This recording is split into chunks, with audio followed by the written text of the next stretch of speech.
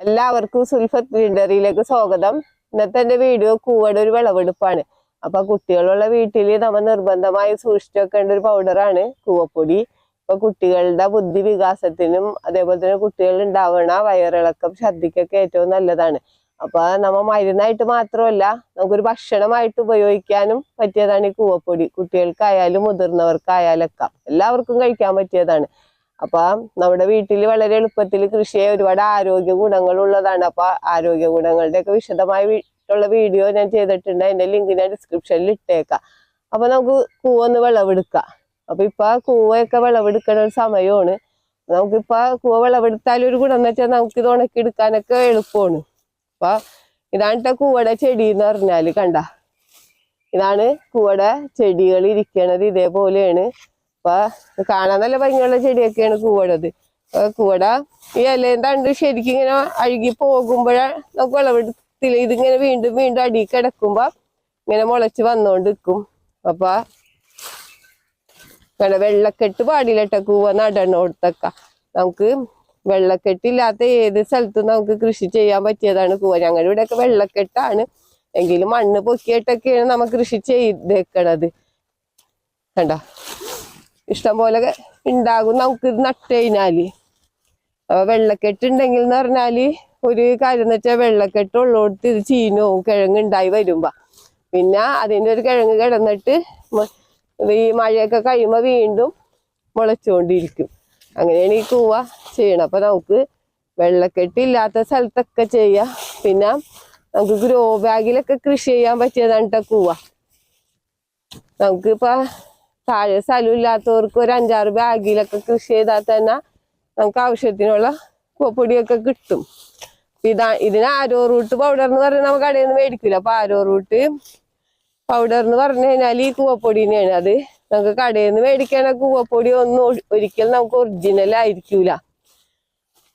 ഒന്നില് നമ്മ കൂവ കൃഷി ചെയ്യണവരെ കയ്യിൽ നിന്ന് മേടിക്കണം.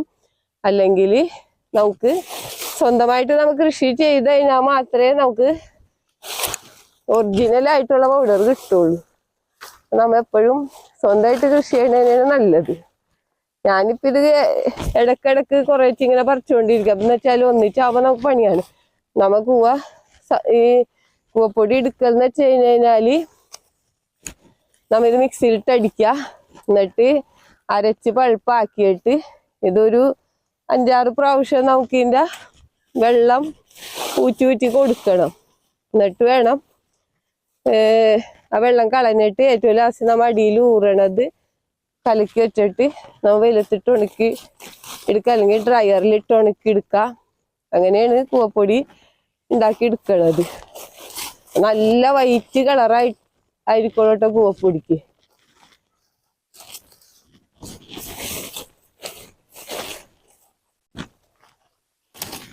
നല്ല വെള്ള കളറായിരിക്കുള്ളൂ. അപ്പൊ ചിലവരൊക്കെ ഇത് അതേപടി തന്നെ അരിഞ്ഞൊക്കെ ഉണക്കി കൂവ നമുക്ക് പുഴുങ്ങിയും പച്ചക്കും കഴിക്കാൻ പറ്റിയ കൂവട്ട ഈ കൂവ. അപ്പൊ നമുക്കിത് പച്ചക്ക് കഴിക്കാം, അതേപോലെ തന്നെ പുഴുങ്ങി കഴിക്കാം.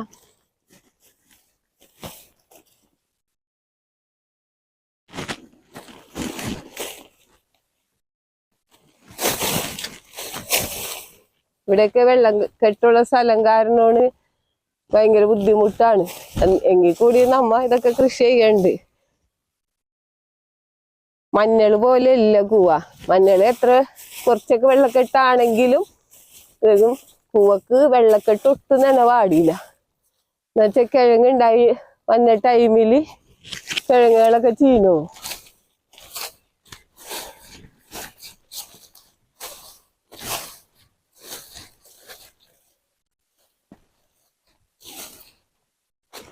നല്ല ഇളകിയ മണ്ണൊക്കെ ആണെങ്കിൽ നിറച്ചും കൂവ നമുക്ക് പറിച്ചെടുക്കാം. പറിക്കാൻ എളുപ്പമാണ്, ഇളക്കമുള്ള മണ്ണായിരുന്നു.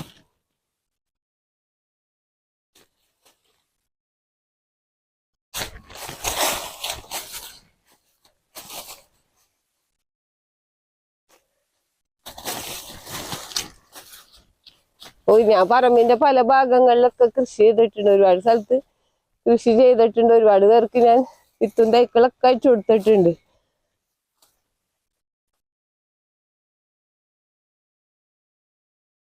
ഇതിന്റെ ഒന്നും തന്നെ കളയാനില്ല. ഇത് കഴുക, വേരൊന്നും ഉണ്ടാവൂല, ഇല്ല മഞ്ഞൾ പോലും ഒന്നും. അപ്പൊ നമുക്ക് ഈ ഫുള്ളായിട്ട് നമുക്കിത് കഴുകി വൃത്തിയാക്കിയ ശേഷം നമുക്കിത് മിക്സിയിലിട്ട് അടിച്ച് നമുക്ക് പൾപ്പാക്കി എടുത്തിട്ടാണ് നമ്മ 2-3 പ്രാവശ്യം മാത്രമേ നമുക്ക് ഇതിന്റെ വെള്ളമൊക്കെ ഊറ്റിക്കളഞ്ഞാൽ മതി.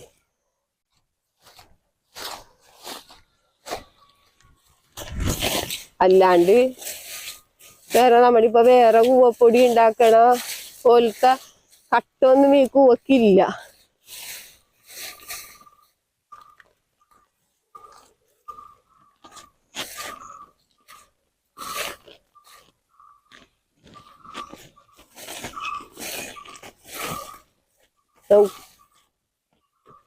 പറിക്കാന്ന് വെച്ചാൽ കുറെ കിഴങ്ങക്ക് ഇത് അടിക്കൊക്കെ പൊട്ടി പോകും.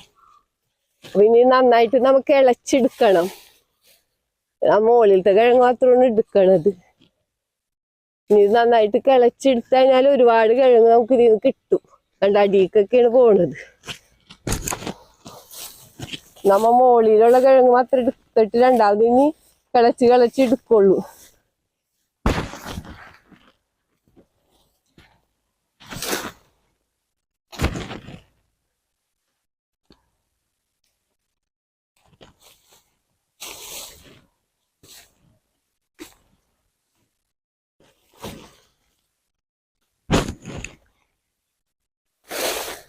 കിഴങ്ങെന്ന് പറയുമ്പോഴേ നമ്മ പറിച്ചെടുക്കുമ്പോ അടിക്ക് ഇങ്ങനെ പോയക്കടാരെ പൊട്ടി പോകും. കൊറേയൊക്കെ നന്നായിട്ട് കിളച്ച് ലാസ്റ്റ് എടുക്കണം നമുക്കണ്ടാ. ഇതേപോലെ അടിക്ക് പോകണ്.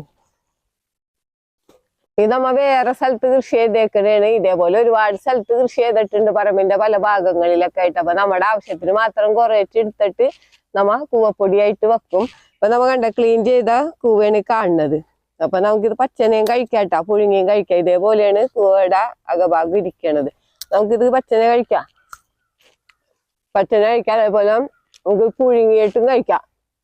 അപ്പൊ ഈ കൂവപ്പൊടി, ഈ കൂവ നട്ട് കഴിഞ്ഞാൽ നമുക്ക് പല പല ഗുണങ്ങളാണ്. നല്ലൊരു മധുരമൊക്കെയാണ് ഇത് കഴിക്കാനൊക്കെ ആയിട്ട്. അപ്പൊ ഞാനിത് പൗഡറാക്കി വെച്ചേക്കണതാണ്. കണ്ട ഇതേപോലെയാണ് പൗഡറായി ഇരിക്കണത്. നല്ല വൈറ്റ് കളറായിരിക്കുള്ളൂ. ഇത് ഇപ്പൊ മിക്സിയിലിട്ട് അടിച്ചിട്ട് നമ്മ ഊറാൻ വെക്കൂന്ന് പറഞ്ഞില്ലേ. എന്നിട്ട് ആ ഊറി വന്ന അടിയിലത്തെ ഭാഗം നമ്മ നന്നായിട്ട് ഉണക്കിയിട്ട് എത്ര വർഷങ്ങൾ വേണമെങ്കിലും കേടാകാണ്ടിരിക്കും. അതാണ് കൂവപ്പൊടിയുടെ ഒരു പ്രത്യേകത. നമുക്ക് എത്ര കാലം വേണമെങ്കിലും സൂക്ഷിച്ചു വെക്കാം.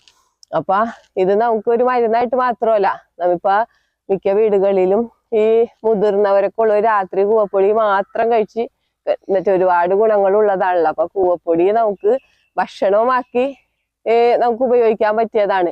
അപ്പൊ നമ്മുടെ വീട്ടില് നമുക്ക് കൃഷി ചെയ്താൽ മാത്രമേ നമുക്ക് ഇതേപോലെ ഫ്രഷ് ആയിട്ടുള്ള കൂവയുടെ പൗഡർ കിട്ടുള്ളൂ.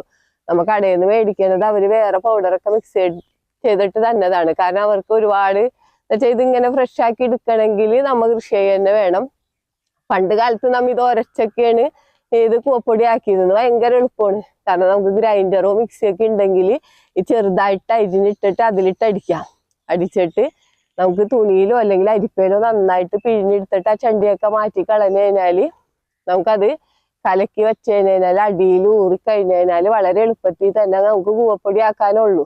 എല്ലാവരും വീട്ടിൽ കൃഷിയാ. കാരണം കൂവടി ഇപ്പൊ ഇതേപോലത്തെ ഒരു കിഴങ്ങ് നട്ടാൽ മതി.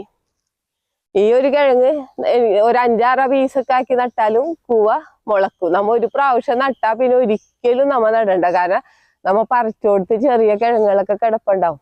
അത് വീണ്ടും മുളച്ചൊരു മഴ പെയ്യുമ്പോ. അപ്പൊ നമ്മ കൂവ ഒറ്റ പ്രാവശ്യം നമ്മുടെ വീട്ടിൽ നട്ടാൽ മതി. പിന്നെ ഒരിക്കലും നമുക്ക് നടേണ്ടി വരാത്തൊരു സാധനമാണ് കൂവ എന്ന് പറഞ്ഞാല്. യാതൊരു പരിചരണങ്ങളും വേണ്ട. കുറച്ച് ചാരോ ചാണകപ്പൊടി എന്തെങ്കിലും ഇട്ട് 2 പ്രാവശ്യം മണ്ണ് വെട്ടി കൂട്ടി കൊടുക്കുക. പിന്നെ മഴക്കാലത്തെ കൃഷി ചെയ്യണ കാരണം നമുക്ക് നനയ്ക്കുകയും വേണ്ട. പിന്നെ യാതൊരു പരിചരണങ്ങളും വേണ്ട. യാതൊരു കീടങ്ങളുടെ ശല്യങ്ങളും ഒന്നും തന്നെ വരാത്തൊരു ചെടിയാണ് കൂവ. അപ്പൊ എല്ലാവരും വീട്ടിൽ കൂവയൊക്കെ കൃഷി ചെയ്യാൻ നമുക്ക് ഗ്രോ ബാഗിലൊക്കെ ചെയ്യുകയാണെങ്കിൽ ബാഗ് നിറച്ച് നമുക്ക് കൂവ കിട്ടും. അങ്ങനെ ചെയ്യാൻ നമുക്ക് ഒരു 5-6 ബാഗിൽ നട്ടാൽ തന്നെ നമ്മുടെ വീട്ടിലേക്ക് ആവശ്യമുള്ള കൂവപ്പൊടി നമുക്ക് ഉണ്ടാക്കിയെടുക്കാം. അപ്പൊ എല്ലാവരും കൂവയൊക്കെ നടാ. ഈ വീഡിയോ പറ്റി എന്തെങ്കിലും അഭിപ്രായങ്ങളോ സംശയങ്ങളോ ഉണ്ടെങ്കിൽ വീഡിയോക്ക് താഴെ കമന്റ് ചെയ്യുക. വീഡിയോ ഇഷ്ടപ്പെട്ടാൽ ലൈക്ക് ചെയ്യുക. വീഡിയോ ഇഷ്ടപ്പെട്ടാൽ ഷെയർ ചെയ്യുക.